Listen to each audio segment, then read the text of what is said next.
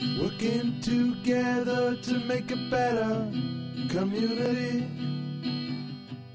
We can create a brighter day.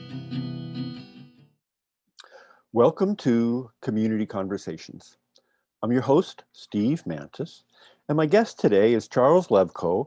He's the Canada Research Chair in Sustainable Food Systems and an Associate Professor at Lakehead University. Welcome, Charles. Thank you very much, Steve. It's great to be with you today.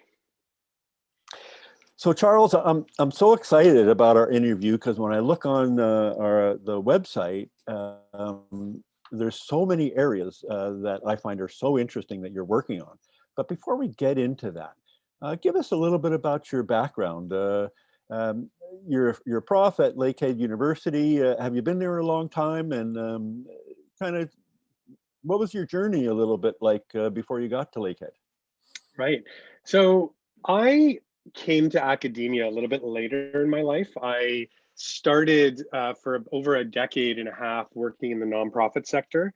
I worked for an organization for a while in Toronto called the Stop Community Food Center, which has gained some national prominence in recent years because they now have evolved into a national organization called Community Food Centers Canada, which is really trying to rethink the food bank and food emergency food model. And I mentioned that specifically because I think that model and that working at the Stop, and part of my role there was I was the urban agriculture coordinator. I worked in the food bank.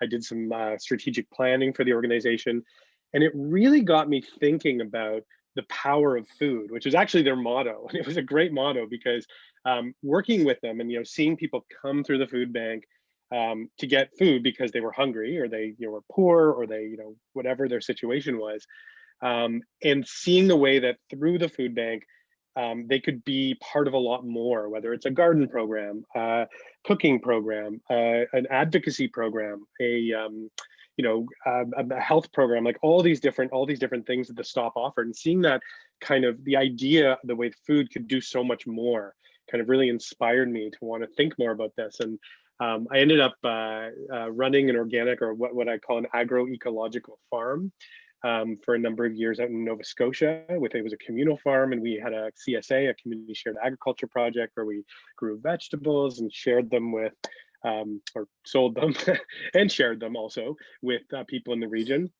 That was a big moment for me also, in seeing the way that the kind of knowledge that other farmers I worked with had, and the kind of skill and again, like community knowledge that was necessary for doing that kind of work. So to make a long story short, I had done all these other things, and actually we had a baby and came back to Toronto, and I decided to start my PhD, which led me on this journey to where I got to now. I finished my PhD, I did a postdoctoral fellowship in Waterloo, and was offered this Canada Research Chair position up here at Lakehead. And it was a really exciting opportunity for me to continue the work I wanted to do. And I already had some connections up here. I had some connections with Roots to Harvest and a few of the researchers at Lakehead. So coming up here wasn't a totally new experience, but moving my whole family up here 5 years ago now was a big shift in our life. But since I've been here, it's been amazing to meet all kinds of amazing and interesting people doing really critical work, really interesting food work, and much more that I've become very involved with here. So that's kind of how I ended up here. So it's been a bit of a roundabout journey. And as I say, I'm quite a bit older than some of my colleagues because it did take me a while to come to academia. But I'm here now. I'm happy to be here. Well, we share a lot of kind of experiences. Being a child of the 60s, we questioned a lot of the values and the practices. And for me, when I came down to what are priorities, I went, well, food, housing, and community, family and fellowship. And those seem to really form the basis of a good quality life.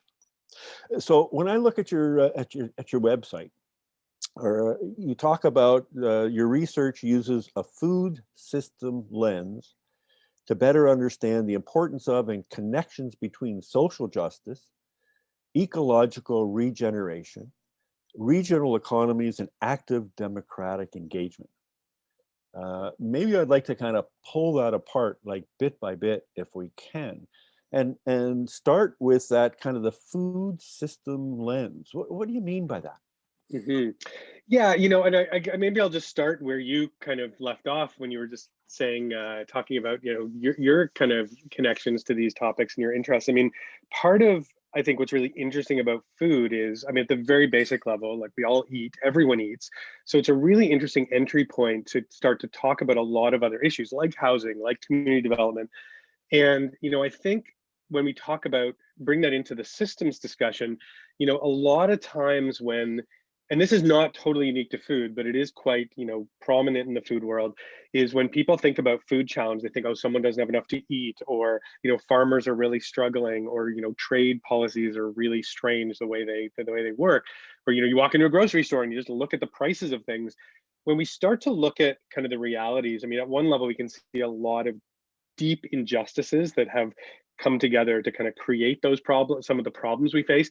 But more importantly, I think it's we can get stuck in this way of thinking about in this case food that is very isolated or very siloed, we call it, right? So if we part of the challenge is if we think about food, so just as like a someone who's poor and they don't have enough money, they can't buy the right food. That's one way to think about it.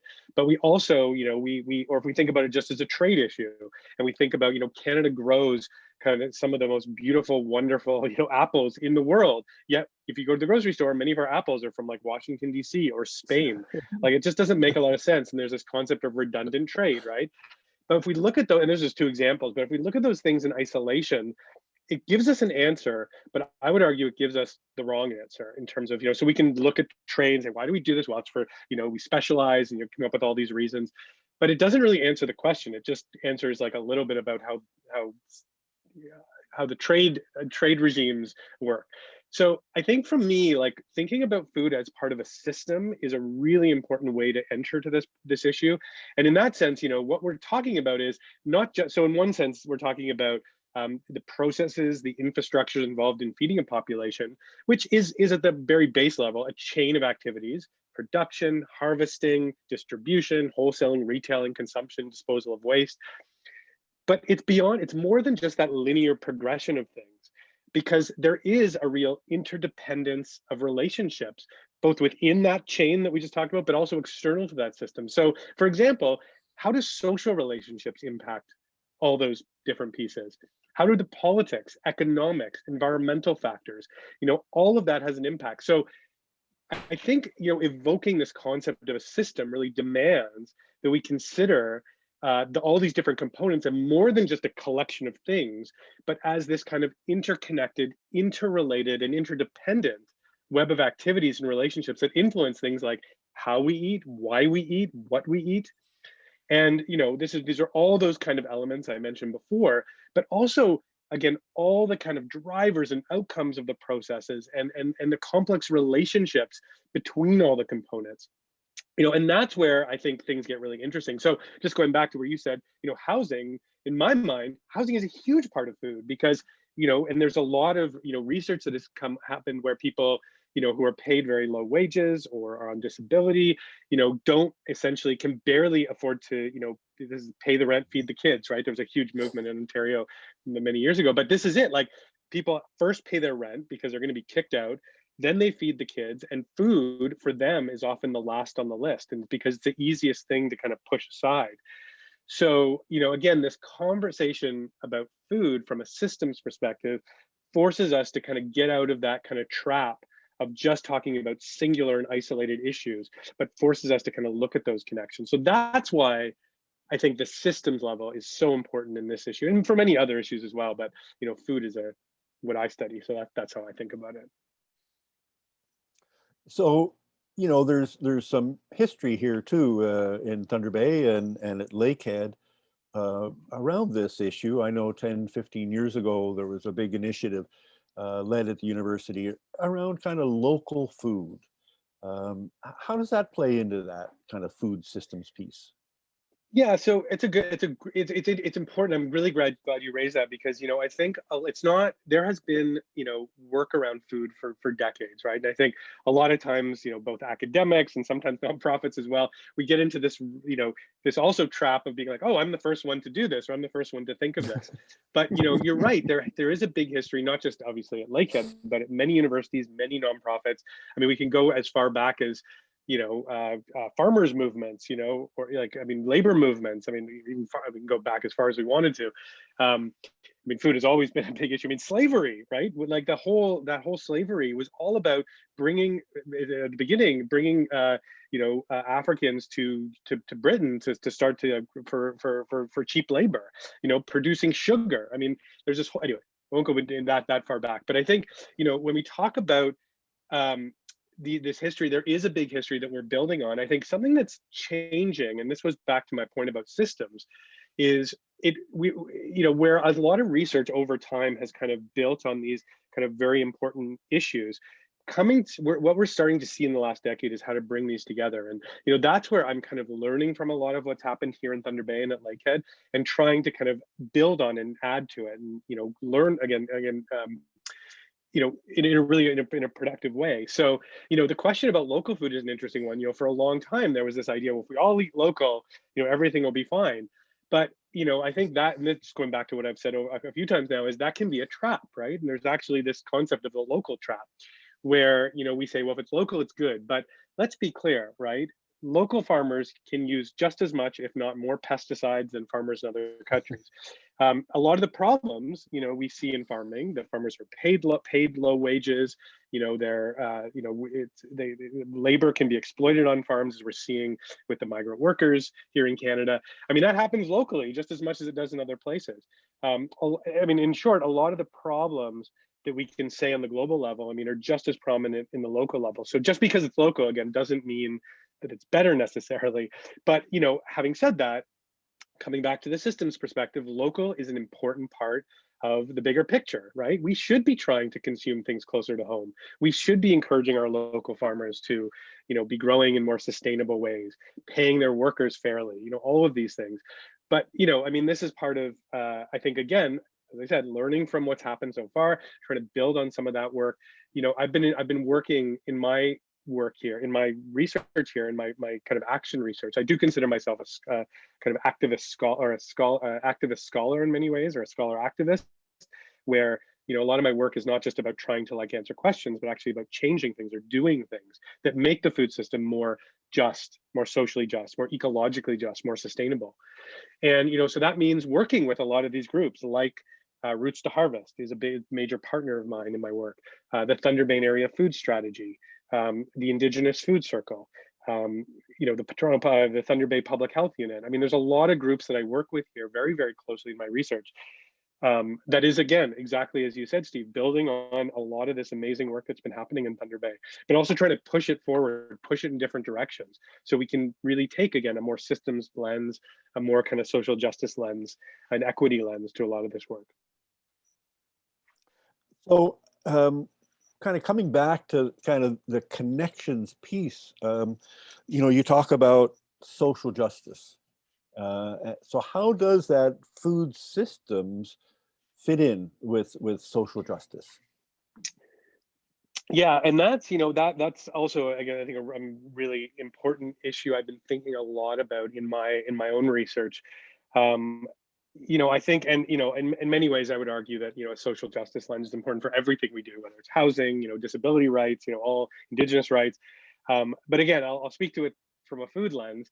In many ways, and I gave a bit of this example of the challenges of thinking about local food as being good just because it's local.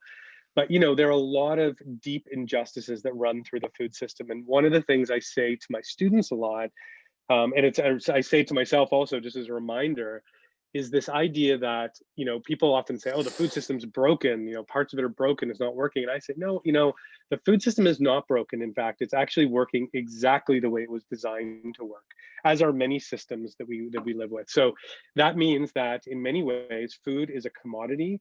The people who really profit from it are are some of the big corporations. Right now there's basically 3 major corporations that control almost all food retail in Canada. Globally, there's about 10 corporations that control almost all global food retail. And I talk about it as like an hourglass. So if you can imagine what an hourglass looks like, where you have a big area at the top and a big at the bottom, there's this kind of like thin area in the middle where the sand runs through. And that middle area is really a bottleneck controlled by a very small number of corporations that make a lot of the decisions around the food system.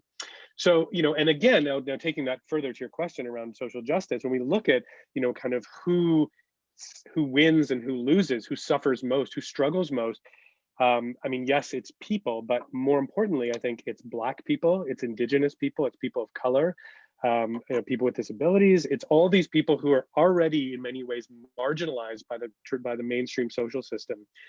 And, they're the ones working. I mean, look at the pandemic, which we're speaking in the middle of a lockdown in Thunder Bay. Who has to go to work? Who has to leave their house?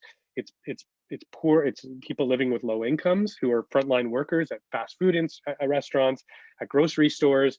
And in many cases, it's Black, Indigenous people of color. Who doesn't have the ability to, who's working for low wages, who's working multiple jobs?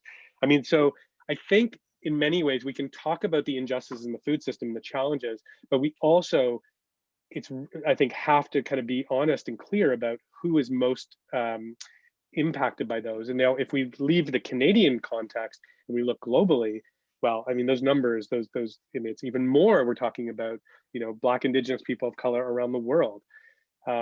So this is at the core, I think, of the injustices.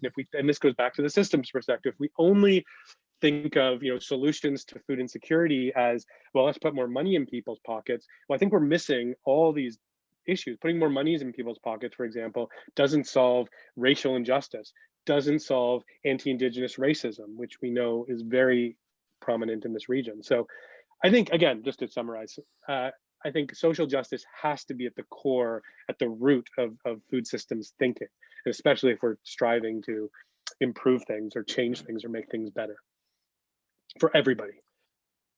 And for me, I kind of go, how do we deal with that challenge? When we see, the Weston, Galen Weston, his income is soaring during the pandemic, Loblaws and the Superstore and that kind of link. And here we are in Thunder Bay, feeling like we have little or no control over what they do, in the big boys in that food system. Mm-hmm. Interesting, I had Chief Machano from the Pick River First Nation on a little while ago, and he was talking about, well, maybe we need to start building greenhouses in our community so that we're not so reliant on those food systems that could be breaking down during the pandemic, as an example.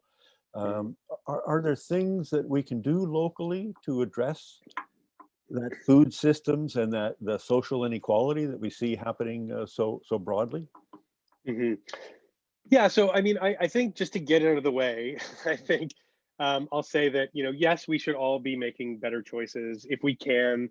Those of us who can, when we go grocery shopping, when we shop, there's farmers markets in Thunder Bay. There's local stores, like all of these things. Yeah, if you have the money and you can afford to do that, you should do it. Not just because it's better for, it's good to support local farmers, but it's also tastier and it's more fun sometimes.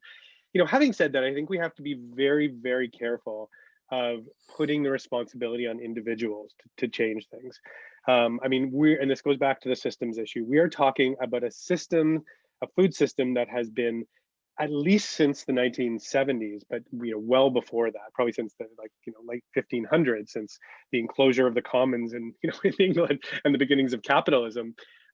We're talking about a system that is deeply rooted in, again, as I've said already, in injustices, in capitalism, in processes and systems that actually make it very, very difficult for people, for individuals to really have a huge impact. And you know, I think, you know, one of my big frustrations, just to take this point a little further, you know, you watch some fantastic documentaries, or, you know, you read stuff on food system, on food, and you know, and they always end with like, buy local, you know, support your local farmers, which again, I think is a great idea, but that's not the solution. I mean, that's not going to be a solution like you're asking for. I really very strongly believe, and I mean, it's not just my personal belief, this is my research area, it's what I read about all the time, is that the only way that we're going to have a real impact in this, in changing this food system, is to work with others, work with coalitions, work with social movements. And there's lots of examples. I can talk about a few very briefly. But more important, like going back to your question about justice, I think it's about working with these movements that are not just thinking about changing food systems, but are actually led by Black, Indigenous people of color. There are a lot of them out there. There's some right here in Thunder Bay, which I can mention, but I'll just give, you know, one example is, you know, the world's largest social movement, La Via Campesina, which is essentially an indigenous peasant movement with countries from around the world involved. Canada is one of them. You know, they meet regularly, they do advocacy, they do trainings, they do, you know, they have a place at the kind of global scale through the Food and Agriculture Organization, through the civil society mechanism, which I won't get into, but there's lots of like opportunities to get involved in those kinds of groups, you know, at all different scales. But locally, I mean, I'll just give one example of something I've been working with lately, which is the Indigenous Food Circle, which is a group that evolved around 2016, and it was exactly from this place of like, you know, feeling that there were a lot of groups that were starting to come together and think about these bigger issues and how to address food system problems, but recognizing that a lot of them were led by white people, by people like me, you know, by people who had resources and had jobs, which is great. We need to be doing that work.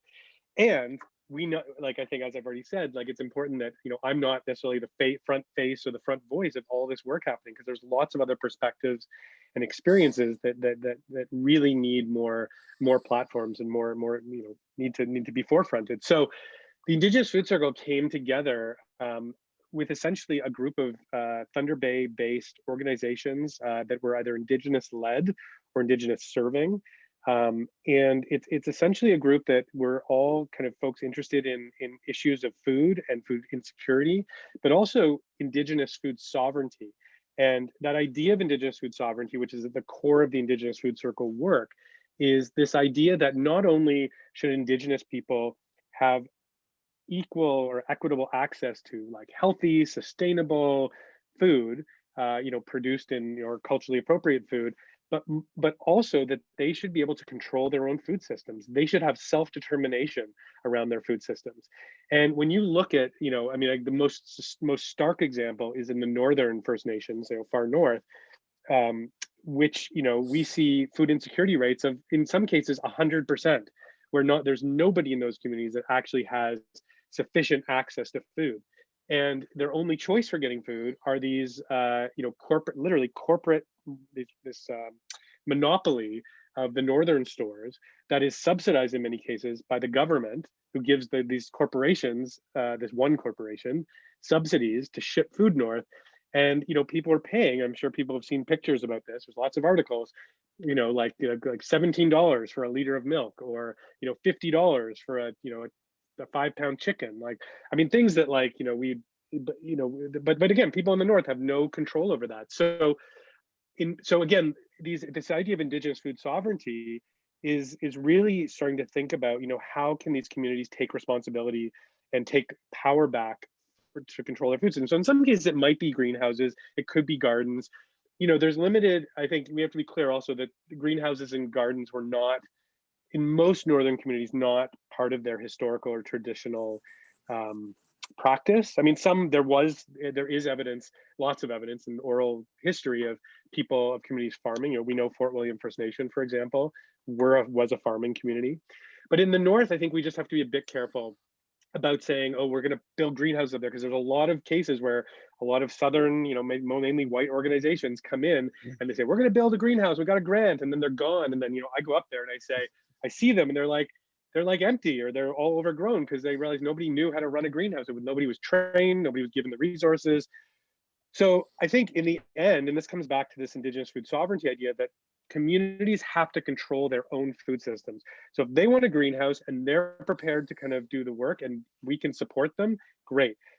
Some of the really exciting examples I've seen, I worked on a project with the Indigenous Food Circle where we helped to build a butcher shop in Red Rock First Nations. And it was a butcher shop for people who were hunting wild game, right, or wild meats.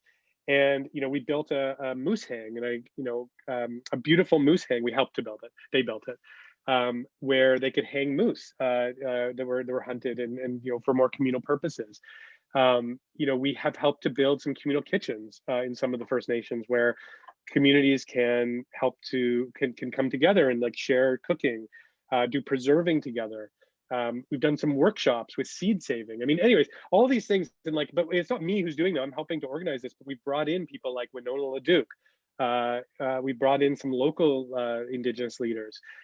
Jess McLaughlin, who is the coordinator, and Shelby Gagnon, who are the two wonderful, amazing Indigenous women who are coordinators of the Indigenous Food Circle, have been doing some videos on Facebook around seed saving and there's one coming up on rabbit skinning. And anyways, all that to say is this idea of kind of bringing together local knowledge, traditional knowledge, cultural knowledge, for people to control their own food systems, as opposed to relying on imported foods from big corporations who control this stuff. So anyways, that was a very long answer, but my point is there's lots that's already going on, and there's lots we can get involved in, but it's not about, has to go well beyond just, I'm going to go, vote with my fork, because unfortunately there are very few of us who actually have the resources and the funds to be able to do that. And even if you're doing it, you're really just, in many cases, a lot of the organic food is controlled by these big corporations anyway. So we're not really having a huge impact that way, I would argue. So Charles, we're out of time. Oh my gosh, there's so many more things I want to talk to you about. I'm going to have to get you back on the show again.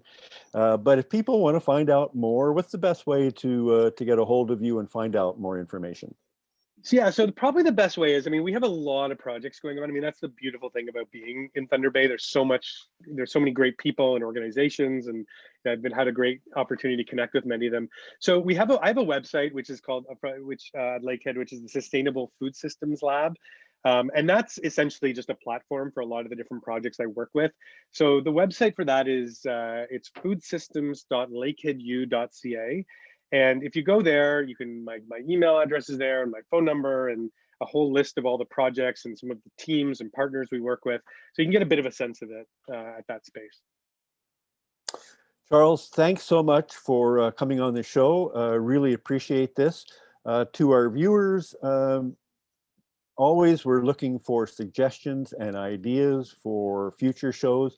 You can check us out on Facebook under Community Conversations. We're presently, in the middle of this pandemic, and what we're talking about is that we're all in this together. So we really look for you to participate and to kind of make it all a better and healthier and safer society. Thanks so much for tuning in, and we'll see you again soon. Working together to make a better community. We can create a brighter day.